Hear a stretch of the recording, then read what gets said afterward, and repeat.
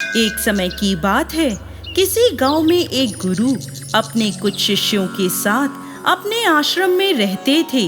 उनके सभी शिष्य बारी-बारी गांव में भिक्षा लेने जाते थे। एक दिन उनका एक शिष्य भोला भिक्षा लेने के लिए गांव में गया और घर-घर भिक्षा की मांग करने लगा। गांव में उसने भिक्षा के लिए एक दरवाजा खटखटाया तो अंदर से बड़ी-बड़ी दाढ़ी वाला एक तांत्रिक बाहर आया और बोला, ये कौन है जो मेरे दरवाजे पर किसी और का गुणगान कर रहा है। तब भोला बोला, मेरे गुरुजी महाराज सर्व सामर्थ्य हैं। तांत्रिक ने ये सुना तो क्रोध में आकर बोला, इतना दुस्साहस मेरे दरवाजे पर आकर किसी और का गुणगान करता है।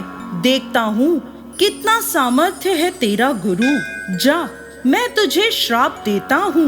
तू कल का उगता हुआ सूरज नहीं देख पाएगा, अर्थात तेरी मृत्यु हो जाएगी। शिष्य ने जब ये सुना तो वो देखता ही रह गया और आसपास के गांव वाले कहने लगे, इस तांत्रिक का दिया हुआ श्राप कभी व्यर्थ नहीं जाता। शिष्य बेचारा उदास होकर वापस आश्रम की ओर चल दिया। रास्ते भर वो सोचता रहा कि आज मेरा अंतिम दिन है, मेरा समय खत्म होने वाला है। वो जैसे ही आश्रम में पहुंचा तो गुरुजी महाराज हंसते हुए बोले, ले आए भिक्षा। तब भोला बोला, गुरुदेव, भिक्षा में अपनी मौत ले आया हूँ। और उसने सारी घटना अपने गुरु को सुना दी और एक कोने में चुपचाप उदास बैठ गया। गुरुदेव बोले, चलो भोला, भोजन कर लें।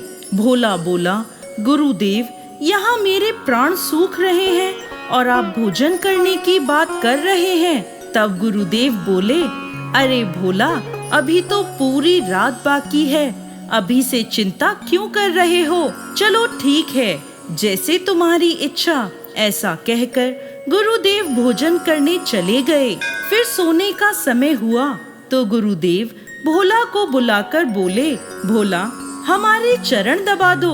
भोला बेचारा मायूस होकर बोला, जी गुरुदेव, जो भी क्षण मेरे जीवन में शेष बचे हैं, मैं उन्हें आपके चरणों की सेवा कर बिताना चाहता हूँ। फिर वह गुरु के चरण दबाने बैठ गया। गुरुदेव बोले, भोला, चाहे जो भी हो, चरण छोड़कर मत जाना। भोला बोला, गुरुदेव, कहीं नहीं जाऊंगा। गुरुदेव ने अपने शब्दों को 3 बार दोहराया, भोला, चरण छोड़कर कहीं भी मत जाना। ऐसा कहकर गुरुदेव सो गए।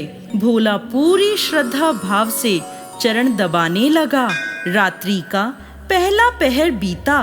तांत्रिक ने अपना श्राप पूरा करने के लिए एक देवी को हाथ में सोने चांदी हीरे मोती से भरा एक पात्र लेकर भेजा। दरवाजे पर देवी प्रकट हुई और कहने लगी, इधर आओ, ये सोने चांदी हीरे मोती से भरा पात्र ले लो।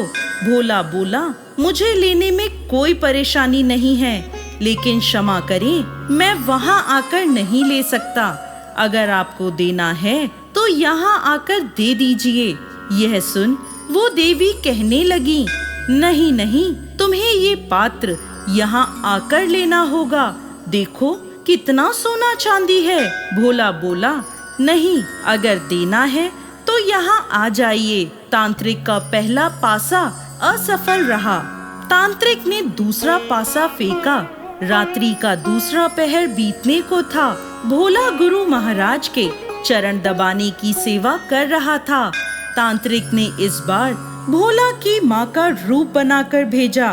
दरवाजे पर आवाज आई, बेटा, तुम कैसे हो।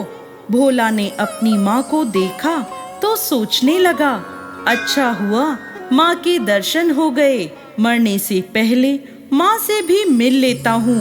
वह औरत जो माँ का रूप धारण कर आई थी बोली, बेटा आओ, मेरे गले से लग जाओ, बहुत दिन हुए तुमसे मिले हुए। भोला बोला, क्षमा करना माँ, लेकिन मैं वहाँ नहीं आ सकता, क्योंकि अभी गुरु के चरणों की सेवा कर रहा हूँ। मुझे भी आपके गले लगना है, इसलिए आप यहीं आ जाइए। फिर वह औरत वहां से चली गई। इसी प्रकार रात्रि का तीसरा पहर बीतने को था और इस बार तांत्रिक ने यमदूत रूप वाला राक्षस भेजा। राक्षस द्वार पर आकर भोला से बोला, चल तुझे लेने आया हूँ, तेरी मृत्यु आई है। भोला चिल्लाते हुए बोला, काल हो या महाकाल, मैं नहीं आने वाला। अगर मेरी मृत्यु आई है तो यहीं आकर मुझे ले जाओ, लेकिन मैं गुरु के चरण नहीं छोड़ूंगा। बस फिर क्या था, वो राक्षस भी वहां से चला गया। सुबह हुई, सूर्य उदय हुआ। गुरुदेव महाराज नींद से उठे और बोले, सुबह हो गई। भोला बोला, गुरुदेव सुबह तो हो गई। गुरुदेव ने कहा, अरे तुम्हारी तो मृत्यु होने वाली थी, तुमने ही तो कहा था तांत्रिक का श्राप कभी व्यर्थ नहीं जाता, लेकिन तुम तो जीवित हो।